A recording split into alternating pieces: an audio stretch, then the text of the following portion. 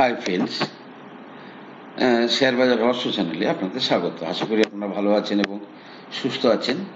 Friends, বিভিন্ন কারণে একটু ব্যস্ত ছিলাম 2-3 দিন, তাই কনসেন্ট্রেশন ছিল না। তো আজকে এখন ফ্রি হয়েছি, তো এবারে কন্টিনিউয়াস ভিডিও ছাড়তে শুরু করব। আর দীর্ঘদিন ধরে কয়েকটা প্রশ্ন আপনারা করে আসছেন, যার উত্তর দেওয়া হয়নি। ভাবছি প্রথমে কোশ্চেন আনসারটার মাধ্যমে ভিডিওটা শুরু করা যাক। মিস্টার অনিন্দ্য গোস্বামী উনি বলেছেন, আমি একটি ট্রেডিং অ্যাকাউন্ট খুলতে চাই, কোন ব্রোকার ভালো হবে? ফ্রেন্ডস, দেখুন, ব্রোকার ভালো মন্দ বর্তমান যদি আপনি দেখেন, ডিসকাউন্ট ব্রোকারদের মধ্যে ধরুন গ্রো খুব ভালো করছে, কিন্তু আমার কাছে ডিসকাউন্ট ব্রোকারের মধ্যে জিরোদার অ্যাকাউন্ট আছে। তাছাড়াও আমার কাছে HDFC as well as state ব্যাংকের অ্যাকাউন্ট আছে, কিন্তু স্টেট ব্যাংক এবং এইচডিএফসির ব্রোকিংটা অত্যন্ত বেশি। তাই আমি কিন্তু নর্মাল অ্যাক্টিভিটিগুলো বেশি আমি জিরোদাতেই করি। সুতরাং আপনি জিরোদাতে খুলতে পারেন। নেক্সট হচ্ছে সুকেশ চক্রবর্তী, বিএমএল লিমিটেড। এই শেয়ারটা 4,800 টাকা দিয়ে কিনে ফেলেছি, কিন্তু ওটা সম্ভব না। কতদিন পর আছে স্যার একটু বলবেন? সুকেশ চক্রবর্তী, গুড। এবার দেখুন, আপনি কতগুলো শেয়ার কিনেছেন সেটা বলেননি। এবারে আমরা প্রথমে আর একটা প্রশ্ন বলে নিই, তারপরে আমি উত্তরে যাচ্ছি। 15 নম্বর, স্যার মহারাষ্ট্র সিমলেস, কেআরবিএল এই দুটো শেয়ারের অ্যানালাইসিসটা জানালে খুব উপকৃত হতাম। ওকে রনি। এবার আসি আমরা বিএমএল নিয়ে। ফার্স্ট আপনাকে দেখতে হবে, আপনি দেখেছেন কি বিএমএল কি করে? যেটি না করে, মানে যদি না জেনে ইনভেস্ট করে থাকেন, ভবিষ্যতে কোনো শেয়ার কেনার আগে চেষ্টা করবেন শেয়ারটার ব্যবসাটা কি। কারেক্ট? আমরা দেখাবো বিএমএল কি করে। ঠিক আছে? বিএমএল প্রথমত কার কোম্পানি? বিএমএল হচ্ছে প্রেসিডেন্ট অফ ইন্ডিয়া। এবার বুঝে গেছেন? অর্থাৎ পিএসইউ। ওকে, কি করে বিএস, আমি তার ওয়েবসাইটে দেখাচ্ছি, তাহলে আপনার সুবিধা হবে যে আপনি মানে তার যে প্রোডাক্ট, সেই প্রোডাক্টগুলো দেখলেই কিন্তু আপনার মধ্যে একটা কনফিডেন্স আসবে, ইয়েস আমি এই কোম্পানির শেয়ার হোল্ড করছি। তাতে কি হবে, আপনার মধ্যে দীর্ঘদিন ধরে এই শেয়ারটাকে ধরে রাখতে কোনো মানে প্রবলেম হবে না। আমার কথাটা বুঝতে পেরেছেন? যখন আপনি প্রোডাক্টটা জেনে যাবেন না, প্রোডাক্টটা জেনে গেলে আপনার শেয়ারটাকে ধরে রাখতে কোনো অসুবিধা হবে না। ওকে, আমি দেখাই তার প্রোডাক্ট। দেখুন কি প্রোডাক্ট তৈরি করে, এবারে বুঝে নেন। সমস্ত হেভি ভেহিক্যাল, ডিফেন্স অ্যান্ড এরোস্পেসের উপরে, মাইনিং অ্যান্ড কনস্ট্রাকশনের উপরে, রেলওয়ে অ্যান্ড মেট্রো। তার মানে বুঝে নিয়েছেন কোন কোন সেক্টর গুলোর মধ্যে এর বিজনেসটা লিমিটেড। ডিফেন্স অ্যান্ড এরোস্পেস মানে বুঝে নিয়েছেন, এবং কে কে এই কোম্পানির অর্ডার, মানে কোন কোন কোম্পানি বা কোন কোন সংস্থা এই জিনিসের জন্য অর্ডার দেয় একে। ডিফেন্স মানে বুঝে নিয়েছেন, আর্মি, এয়ারফোর্স, নেভি।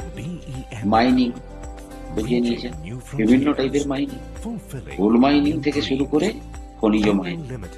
দ্বিতীয়ত লাস্ট রেল।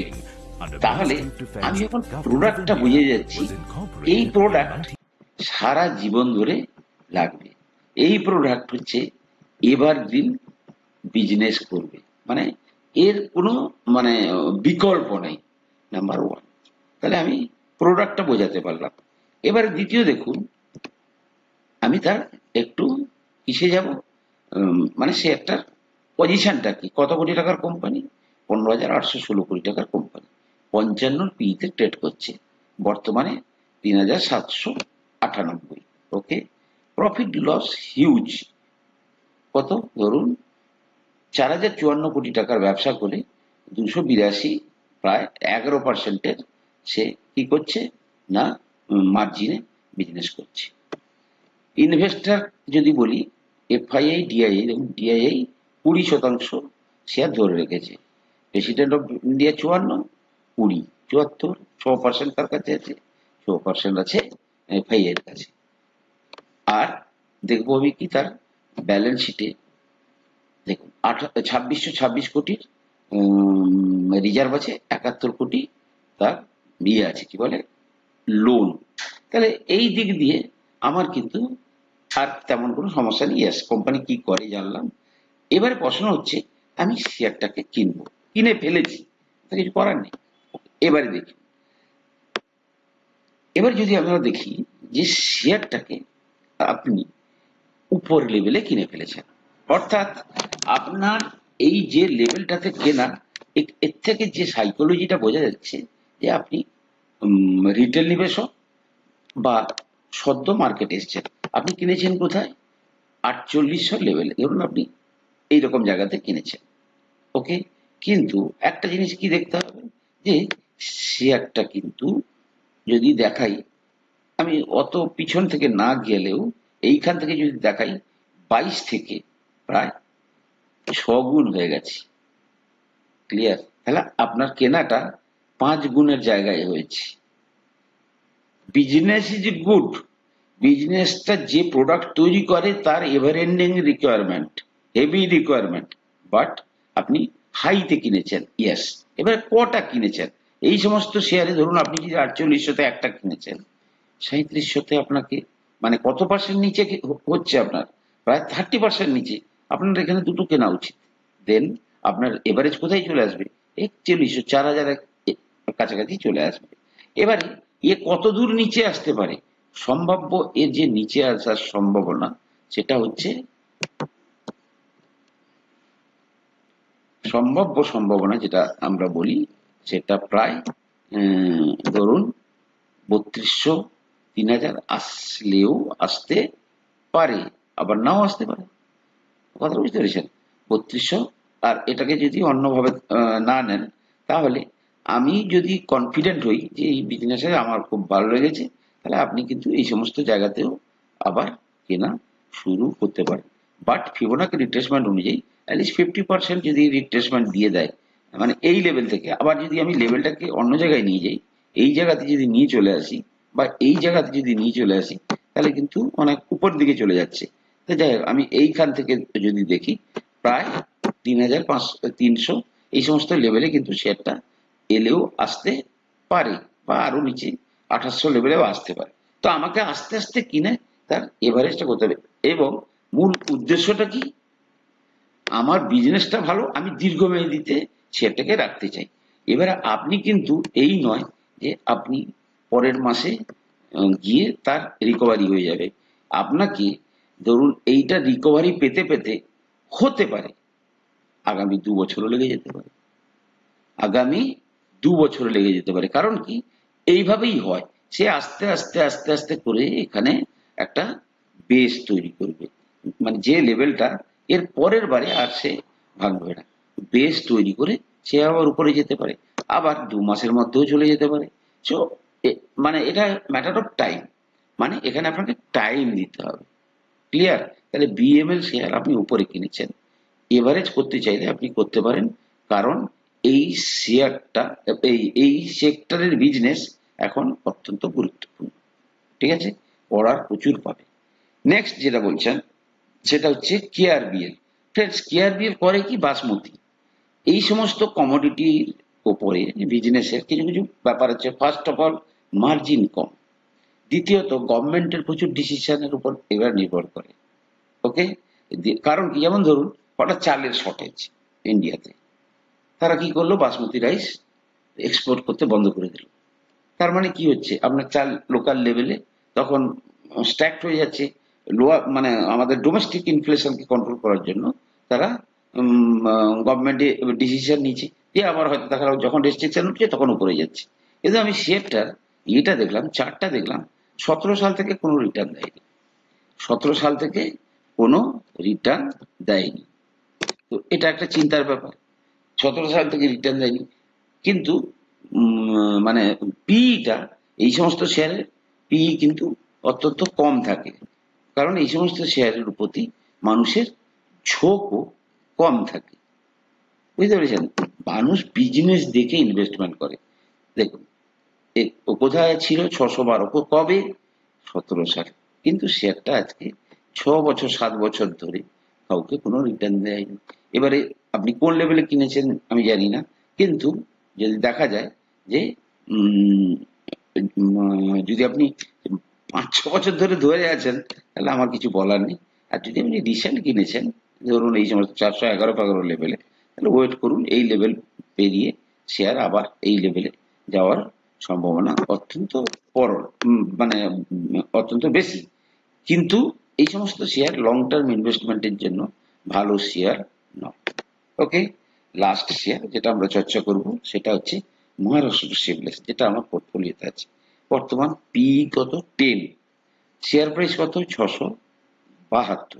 ওকে, এবার আমরা দেখাবো মহারাষ্ট্র শিবলেস কিন্তু অত্যন্ত ভালো কিছু কিছু প্রোডাক্ট তৈরি করে। এবার প্রোডাক্ট গুলো দেখুন, আমাদের এই যে বিভিন্ন রকমের পাইপ রিলেটেড সলিউশন, মানে হেভি পাইপ রিলেটেড সলিউশন, আপনি যদি এর যদি পুরো মানে কি প্রোডাকশন রেঞ্জ দেখেন, এই সমস্ত প্রাইস মানে প্রোডাক্ট কিন্তু এটা হচ্ছে ওই যে ইয়ে কি বলে রেলওয়ের যে সিগন্যালিং সিস্টেমের পাইপ, এই সমস্ত হেভি পাইপ কিন্তু তারা তৈরি করে বা আরো অন্যান্য প্রোডাক্ট তৈরি করে।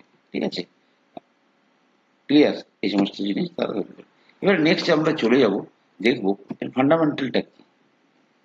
মহারাষ্ট্র শিল্পের ফান্ডামেন্টাল অত্যন্ত লোভনীয়, ফান্ডামেন্টালটা অত্যন্ত মহারাষ্ট্র শিবলেস অত্যন্ত লোভনীয়। কিরকম? 10-এর পিতে ট্রেড করছে, মার্কেট ক্যাপ 9,000 টাকা, শেয়ার প্রাইস 672। প্রবলেমটা হচ্ছে কি যে আপনি কোন লেভেলে কিনেছেন। আচ্ছা, ব্যালেন্স শিট যদি দেখা যায় 5,400 কোটি টাকার ইয়ে করেছে, কি বলে সেলস, প্রফিট কত হচ্ছে 952 কোটি। ক্লিয়ার? 20-22% মার্জিনে সে ব্যবসা করছে। এবারে দেখুন, লোন জিরো, রিজার্ভ 5,664 কোটি, মিনস যে কোনো মুহূর্তে সে চাইলে কিন্তু একটা আরো কোনো একটা কোম্পানিকে সে অ্যাকোয়ার করতে পারে। ক্লিয়ার? দ্বিতীয়ত হচ্ছে প্রমোটার 68% মাল ধরে রেখেছে, এফআইআই 9%, ডিআইআই 5%, অন্যান্যদের কাছে কত আছে? 17.49% আছে। ওকে, তাহলে ইয়ে পয়েন্ট অফ ভিউতে কিন্তু অত্যন্ত ভালো। এবারে দেখুন, আমি যদি চার্টে চলে যাই, মহারাষ্ট্র শিবলেস,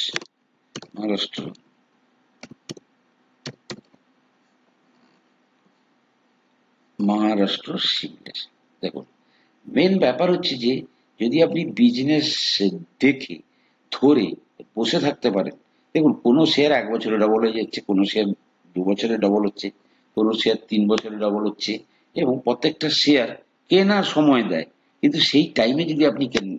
ফ্রেন্ডস দেখুন, আমি কিন্তু এই শেয়ারটা প্রায় বছর 3 আগে কিনেছি, আমি যদি ভুল না বলি তাহলে আমি কিনেছি এই সমস্ত লেভেলে, ধরুন 160-65 লেভেলে। ক্লিয়ার? আমি যখন এখানে কিনেছি, আমি কিনেছি ব্যাপার হচ্ছে কি সে একটা মানে বোনাস দিয়েছে, হয়তো আমি কিনেছিলাম এর ডবল প্রাইসে, কিন্তু যেই বোনাস পেয়ে গেছি তার চার্ট মানে পুরো চার্টটা চেঞ্জ হয়ে গেছে, বোনাস অনুযায়ী অ্যাডজাস্ট হয়ে গেছে, সুতরাং আমার বাইং প্রাইস চলে এসছে ধরুন 160-65। ক্লিয়ার? এবারে আমি পড়েই আছে শেয়ারটা, অল্প কিন্তু পড়েই আছে, আমি কিন্তু তাকে দেখেছি এই অবধি যেতে, আমি কিন্তু তাকে দেখছি এই অবস্থা অবধি আসতে, আমি কিন্তু ভাবছি না শেয়ারটা কোনো বিক্রি বাটার কথা, যখন দরকার পড়বে তখন বিক্রি করব। মানে আমি কিন্তু আমাকে দিয়ে কি বলতে চাইছি, what is short should be the psychology of a long term retail investor. Psychology, আপনাকে ইনভেস্ট করে ফেলে রাখুন, দেখবেন অটোমেটিক্যালি রিটার্ন দিচ্ছে। তাহলে আমার যদি 160-65 লেভেলে কেনা হয়, আমি কত গুণ দেখেছি, 16-5-80, 16-96, ঠিক আছে, আমি তাহলে 6-7 গুণ দেখেছি। তারপরে কিন্তু আমার এইখানে যেহেতু বিজনেসটা বেটার, যেহেতু বিজনেসটার প্রতি আমার কোনো টেনশন নেই, তাই আমার কিন্তু শেয়ারটা হোল্ড করতে কোনো অসুবিধা নেই। নাও এবারে আপনি কিনতে চাইছেন, this is the best time to invest. কারণ হচ্ছে অ্যাজ পার ফিবোনাকি রিট্রেসমেন্ট শেয়ারটা এই পর্যন্ত গেছে, মানে এই যে লাস্টের এটা তার 50